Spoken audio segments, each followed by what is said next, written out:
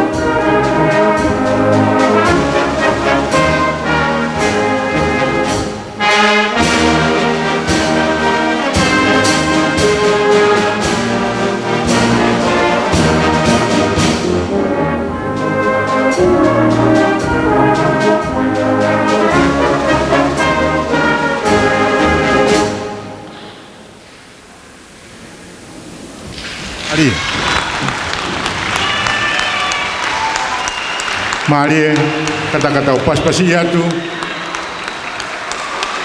ififika ua ia, ai kolisko ini.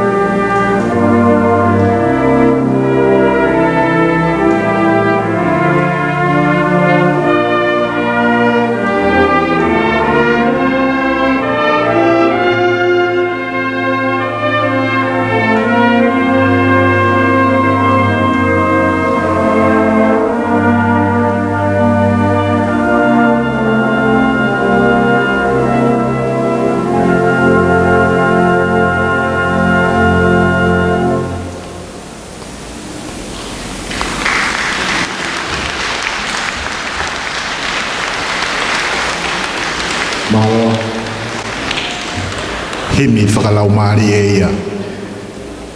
Ko dear Lord and Father of mankind.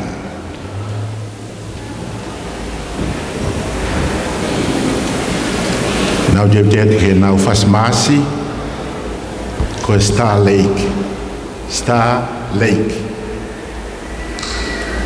Ko himi foki pe moi masi ko Filipe ia e kau wifi. Tatau pe he ngo kolopu he ngo kalasi loa. Ta Filipe ne himi, ta Filipe ne mas.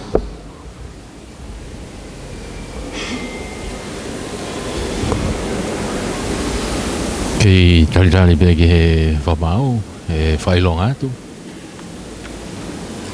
Ke hoko atu ai kolistai lulu, ki he nau whasi whika ua. O e whiawhini ko e maasi.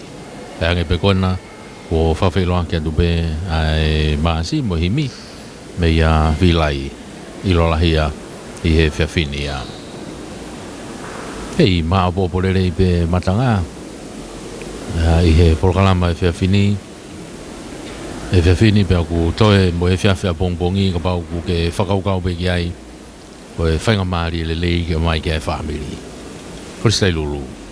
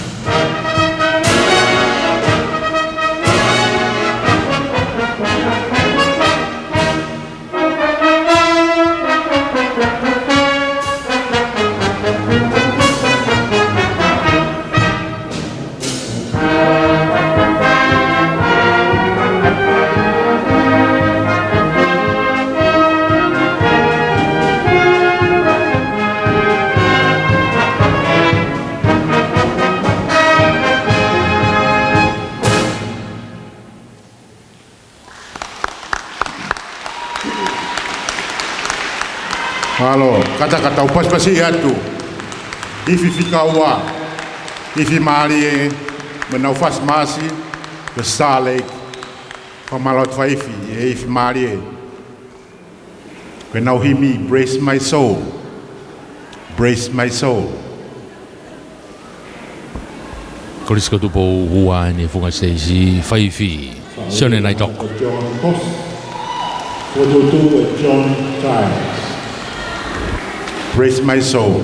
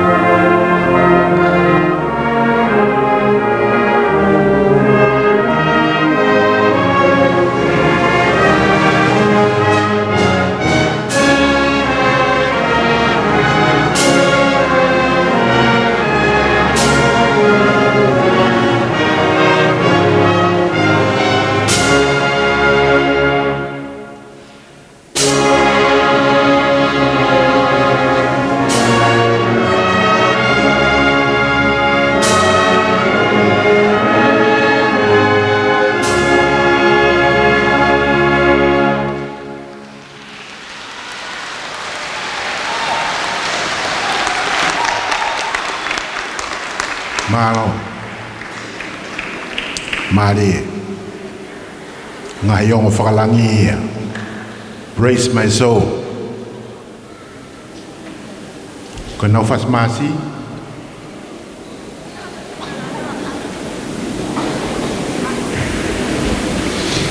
Kastel Silat Kingoy na fas masi ke Kastel Silat Fauya tangan tago TJ Powell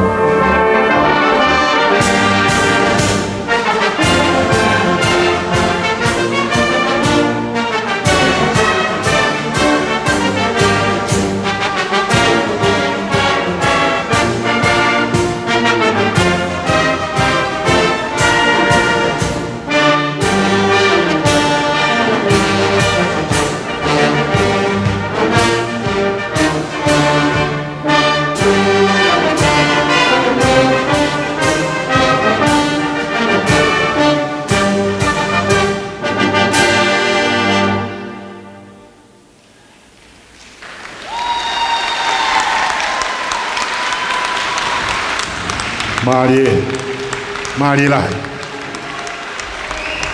Ifi hono tolu ia. Kulupu ua ia. Ai ka wifi ko ini kolis ko ini. Mohimi. Ya mo mas. Mari ko ia Castello Silia. Mari ifi. Oi tap to Tonga des podcasting to. Tohorewa ai pui ai mama chan joy matanga oi kau whakafe. Kori sa fo oi whaifi o sione hapa.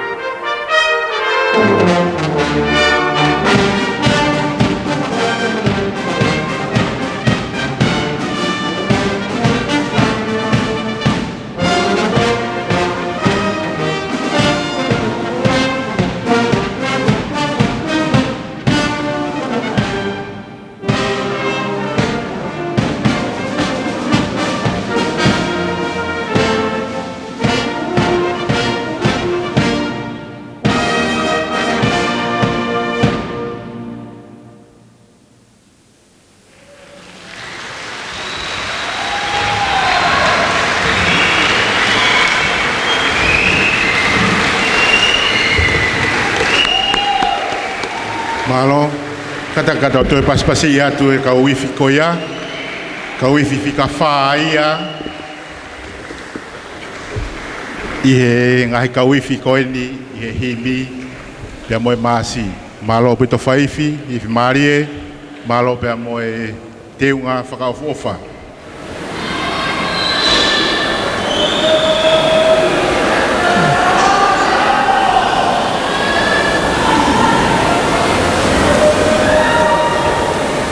Tari pege whamau whailongata. Kamata.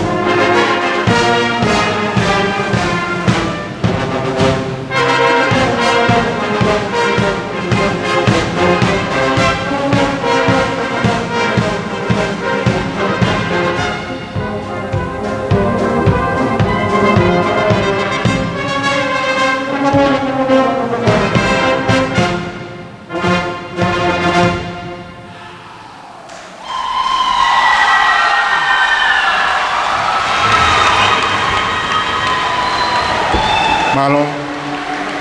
Kata kata pas pasi frau semai kau ifi ko ya kata kau faifi mo ki malo lo fu pena. Mena u fasi masi ilo a ko ia ka sentua. Ifi Maria ia. Ko ko le heni ki he ke ula matatoa ke fa tau ki le fa malo ka hiria kau ifi ki vese taha pe to ki fa si leva he tante fe kau. Petok frau si mai ai to fas fofonua e kau ifi. Malaula. Malo Vilai ki mo ke fai ato ai ki whakamalo koe ni ki whakamanato atu pe a pongpongi ki kau ifi ka mai kau whai ifi wha a pongpongi ko tau i he wafu wona koe mau pe i he wha koe tuku mai a ngahi laka take mai a e ongo mai moa ifi ai putungai polisi pe a pehe ke ifi ai tau malu ia e nea fio whiunga e kau ifi a pongpongi mo ifi e tahaua te nau kau mai ki he ifi ko ni a pongpongi tapu ke he a fio e tai haa mai whatapu atu ke whanau mo e whakamagapuna hau eki a te whatamawahe ke kau whawhalanglangi o e ahoni na Filipe he komiti e kau muaki waka o e kau tangata iki na muaki o e mala e musika ne ngau koe ke nau kakato i heni sione alai moa na manu pe ke halak masini mala e whono kalafi o mou whakalanglangi o e poni pena e toko mawahe atu pe e ponia kia teki mou tolu uia koe tā mai e fihi o e polo kalama koeni me kei nere aki e fuka o e mai moa musika i ho tau whonuani fie e whafofongai atu pe ai ki ko miti si i mo vai koeni take ai pure ako e koris kotupou ai whereti atiola ke tiki mo tolu kau pure ako ka e maa e kau whai ako e ngahi ako kotoa pe pene hange koe mea ne e lawe ki ai MC e pōni o kui ai pe e ngahi ako koe ke nau asi i e ngahi polo kalama koe ni i e ngahi i whainga tāmaki i e ngahi uhinga kehe pe ka o ku atua e whakamalo ma kehe ke kau tau whanau hange koe mea ne lawe ki ai MC e pōni koe mamafa, koe hela, koe more o e ngahi whatongia pe ni ko ki mautolu ka koe whaka ofa o e pōni hange ko nau te unga mo e lawa mea e tau whanau ko hasi no ia i he tainimi ne kamata whoki i he ahoni kau whawhalanglangi ai kamata ke ngāwe ati e ki komitini ki he ngahi api ako pure anga ngahi api ako pure anga ke kamata ke whakotu uha whanki i kau ifi mahalo pe e kau mai i he tau whoou pe e kau mai ai a wawa o moha apai pe pe ke whunga whonua ki eua i he polokalama lahi ko te uaki ki he tau whoou koe au whai atuai ai whakamalo lo tohonga whawhawhungai atu ki komiti koe ni ko kore whamore more atu na kua hato no tuku peke mau hufanga i ngahi whatongia ko talaki pia mei mua i he whonuani ka i he tau mawai e ahoni tau mawai pia mo eiki o whatu ka tiki mo tolu tua whatu malo apito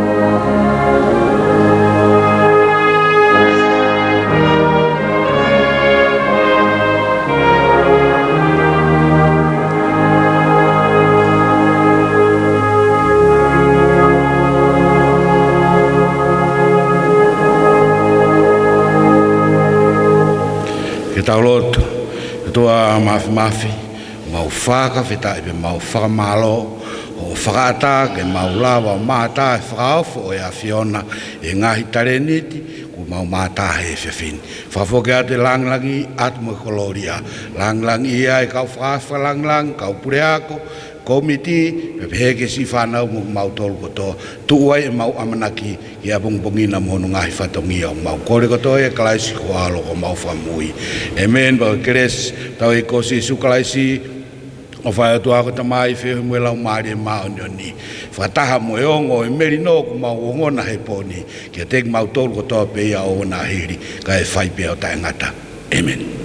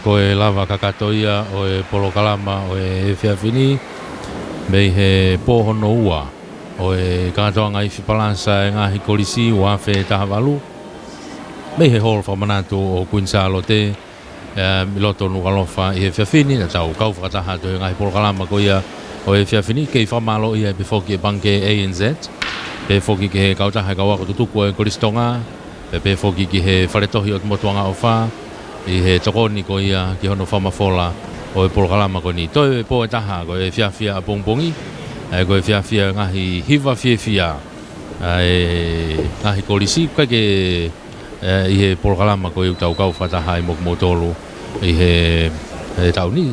Pea tau kau whataha tu whefoki pea mo Paula Moimoi, Latu i he live stream ko ia o e polokalama, pehe ke po a pongpongi, te mauto i heni benke tuku atu, pau mo fie mau ke mo mamata hanga tonu ki ai. Koe lava kakato e polokalama e pōni, pea koe kau whaifatongia e pe meheni, mei he hol whamanatu Queen Salote, ko whirisi loa manu, pe whokia watalevu tuifua, mo e motua whahoa ameri e lau manu, tau whokia tahe ke tungi kolonei te whakakato mea toenga tau polokalama, i he whiawhini ka mōmea.